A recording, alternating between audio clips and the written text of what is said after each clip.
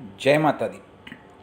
ये एक जातक की कुंडली जिनका जन्म जातिया कुंडली जिनका जन्म 23/10/1965 को हुआ है। जन्म समय है 12:48 दोपहर के। जन्म स्थान है विशाखापट्टनम। हालांकि इनका कोई प्रश्न नहीं था, इनको ओवरऑल इनकी कुंडली की विवेचना करानी थी। अब ये कुंडली मकर लग्न की है। मकर लग्न इसलिए क्योंकि लग्न स्थान में 10 नंबर लिखा हुआ है। नीचे टेबल देखिए, 10 नंबर अर्थात मकर राशि जिसके स्वामी शनिदेव है। लग्ने शनिदेव हुए। शनिदेव बैठे कहाँ है? द्वादश द्वितीय भाव में, जहाँ पे 11 नंबर लिखा है। कुंभ राशि, खुद की राशि में, जो कि धन के कारक है। शनिदेव बैठे हुए हैं, जो कि बहुत ही योग कारक है, जो ये दिखाता है कि इस जातिका को धन का विशेष लाभ मिलना ही मिलना है। ठीक है, अब हम बात करते हैं तृतीय भाव की। तृतीय भाव बृहस्पति। बृहस्पति इस कुंडली में मार्केश हुए। बृहस्पति के पास एक घर और है जो कि है व्यय भाव, द्वादश भाव। ठीक है, 9 नंबर 12 नंबर, जिसके मालिक गुरु है। गुरु कहाँ बैठे इस कुंडली में? गुरु इस कुंडली में छठे भाव में बैठे। गुरु इस कुंडली में योग कारक बिल्कुल नहीं है। खास करके बृहस्पति का जो समय है इनके लिए अच्छा नहीं गया होगा और तकलीफ 100% हुई होगी। बृहस्पति का की दशा जो होगी उसमें इनको हानि हुई होगी, घाटा हुआ होगा जगह जगह। ठीक है, उसके बाद चतुर्थ भाव की बात करें। चतुर्थ भाव 1 नंबर, जिसके मालिक मंगल है। मंगल के पास लाभ भाव भी है, 8 नंबर और 1 नंबर। तो ये बहुत ही योग कारक है। मंगल कहाँ बैठे? मंगल की पोजीशन देखते हैं, ये बहुत ही डिसाइडिंग फैक्टर होगा। मंगल कहाँ बैठे? मंगल बैठे लाभ भाव में। तो मंगल लाभ भाव में बैठे हैं, लग्नेश धन भाव में बैठे, जो ये दिखाता है कि इनके पास धन अच्छा होगा और लाभ भी 100% होगा। लेकिन मंगल के साथ केतु है। मंगल की डिग्री है 20, केतु की डिग्री है 13, अर्थात दोनों एक दूसरे के विपरीत है। लेकिन कहीं ना कहीं इनको गुस्सा अवश्य आता होगा। क्रोध, गुस्सा, एंगर, ये कारक नज़र आता है। ठीक है, जब हम इसके बाद आगे बढ़ते हैं, अच्छा, इनके पास माता, मकान, गाड़ी, अर्थात गाड़ी, मकान इत्यादि सुख अवश्य मिला होगा इनको जीवन में। ये प्रतीत सा होता है, मतलब इनके पास खुद की गाड़ी होगी, खुद का मकान होगा, ये सब चीज़ें होगी। बिल्कुल इसके योग दिखते हैं 4 व्हीलर के। अब हम पंचम भाव की बात करते हैं। पंचम भाव जहाँ पे 2 नंबर लिखा हुआ है और दसम भाव 2 नंबर 7 नंबर। नीचे टेबल देखिए, 2 नंबर वृषभ राशि स्वामी शुक्र, 7 नंबर तुला राशि स्वामी शुक्र। ठीक है, शुक्र देवता कहाँ बैठे? अब शुक्र देवता भी लाभ भाव में बैठे हैं। मंगल और शुक्र दोनों का लाभ भाव में बैठ जाना, मतलब आप खुद सोचिए, विद्या के कारक, सुख के कारक और लाभ के कारक और कर्म के कारक, ये चारों का तत्व लाभ भाव में आ जाना बहुत ही अच्छी परिस्थिति है, बहुत ही योग कारक माना गया है। पंचम भाव में राहु है, जो कि विचलित करता है, मतलब इनका मन कहीं ना कहीं हमेशा डिस्ट्रैक्ट होता रहा होगा। ठीक है, पंचम भाव में राहु है, इसका मतलब ये जरूर मैं मान के चलता हूँ कि इनका एक बच्चा जरूर गिरा होगा एटलीस्ट। ठीक है, और कम से कम एक लड़का तो होना ही चाहिए, संभावना 2 की बनती है। ठीक है, उसके बाद छठे भाव की बात करें, जहाँ पे 3 नंबर लिखा हुआ है, उसके स्वामी बुद्ध देवता। बुद्ध देवता यहाँ पे भागेश भी है। बुद्ध देवता कहाँ बैठे? बुद्ध देवता बैठे हैं कर्म भाव में सूर्य के साथ। ठीक है, तो भागेश का कर्म भाव में बैठना योग कारक है, इसमें कोई शक और संशय नहीं है। सप्तम भाव जो कि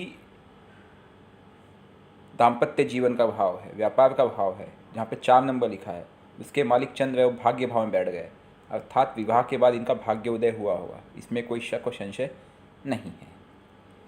अब बात करते हैं सबसे इम्पोर्टेंट अष्टम भाव। अष्टम भाव के कारक तत्व है सूर्य। सूर्य इस कुंडली में नीच के होकर के सूर्य इस कुंडली में नीच के होकर के 10वें भाव में बैठे हैं, जो ये दिखाता है कि इस कुंडली में एकमेव दोष जो नज़र आता है वो आता है अष्टमेश सूर्य से। वो नीच के होकर बैठे हैं, कहीं ना कहीं इनके हेल्थ इश्यूज दिखाता है। एक आधा बार पॉसिबिलिटी है फ्रैक्चर या एक्सीडेंट के योग भी दिखाता है ये। ठीक है, जैसे कहीं गाड़ी, बाइक टकरा जाना, काइंड ऑफ थिंग, एक्सीडेंट का योग 100% नज़र आता है इसमें। और इसका कारक तत्व है सूर्य, कभी ना कभी हुआ जो होगा आपका अब तक। ठीक है, और सूर्य कमज़ोर है। कमज़ोर क्या, सूर्य पीड़ित है इनडायरेक्टली, कमज़ोर नहीं कह सकते। तो सूर्य का उपाय आपको करना होगा। सूर्य के लिए आप कोई नग मत पहनना, पहली बात। अगर आप नग पहनेंगे तो आपको नुकसान हो जाएगा। अगर आप नॉनवेज नहीं खाते, प्योर वेजिटेरियन है, तो एक मुखी रुद्राक्ष आप ओरिजिनल ले करके उसको धारण करें। दूसरी चीज़, शनिवार का आप उपवास रखें क्योंकि आपकी शनि की महादशा चल रही है और शनि आपके लग्नेश है। लग्नेश को मजबूत करना बहुत ही आवश्यक होता है। दूसरी चीज़, शनि और सूर्य पिता पुत्र दोनों आपस में शत्रु है, मतलब शनि देव अपने पिता सूर्य देव को अपना शत्रु मानते हैं। तो सूर्य का नीच में आना और शनि की महादशा ये दिखाता है कि सूर्य आपको 100% हेल्थ इश्यूज़ क्रिएट करता होगा, ठीक है। और उसमें बीपी की समस्या काइंड ऑफ थिंग, या फिर हार्ट के प्रॉब्लम, या फिर नसों की प्रॉब्लम, इस तरह की समस्याएं ये क्रिएट करता होगा। इनफैक्ट डायबिटीज़ के चांसेस भी बनते हैं एक टाइम के बाद। तो उसका कारक तत्व है सूर्य। अब शनि को तो आपको मजबूत करना क्योंकि लग्नेश है, तो इसमें शनिवार का उपवास बता, लेकिन सूर्य को भी नहीं भूल सकते, ठीक है। तो क्योंकि अगर आप सूर्य का उपवास करने जाएंगे रविवार को तो शनिदेव को भी संभालना पड़ेगा। तो ये एक थोड़ी सी क्रिटिकल सिचुएशन आ जाती है। अभी आपकी चंद्र की अंतर्दशा चल रही है, इसके बाद मंगल राहु गुरु आएंगे। चंद्र की अंतर्दशा 2022 तक। इसके पहले आपकी सूर्य की अंतर्दशा थी। पिछला कुछ समय आपका बहुत बुरा गया होगा, खास करके पिछला 1 साल हेल्थ वाइज आपके, अगर मैं गलत नहीं हूँ तो। रीज़न इज़ कि सूर्य की अंतर्दशा गई है आपकी, अब चंद्र की आई है। और शनि के साथ अगर सूर्य की अंतर्दशा आ जाए तो क्या कहने, तौबा तौबा, उसमें भी सूर्य नीच का होकर बैठा हो तो बहुत मुश्किल हो जाता है। तो ये आपकी कुंडली का एकमेव प्रॉब्लम है। बाकी आपकी कुंडली में सूर्य बुद्ध आदित्य राजयोग बनता है, लेकिन उस सूर्य का नीच के होने की वजह से वो भी खंडित हो जाता है, ठीक है। तो आप शनिवार का उपवास करें, संभव तो शनिवार रविवार दोनों करें, ये आपके ऊपर डिपेंड करता है। मंत्र जाप, सूर्य का मंत्र जाप ओम अंगारकाय नमः प्रातःकाल 1 माला कम से कम रोज करना है। और शनि का मंत्र जाप ओम शन शनिश्चराय नमः संध्या काल के बाद ये भी 1 माला रोज करना है। 1 माला करने को मुश्किल से 2 मिनट लेंगे, 2 मिनट सुबह 2 मिनट शाम, नॉट टू वेरी। शिव पूजा करें, शिव मंदिर जाए, क्योंकि इससे सूर्य और शनि दोनों की राहत मिलेगी आपको, ठीक है।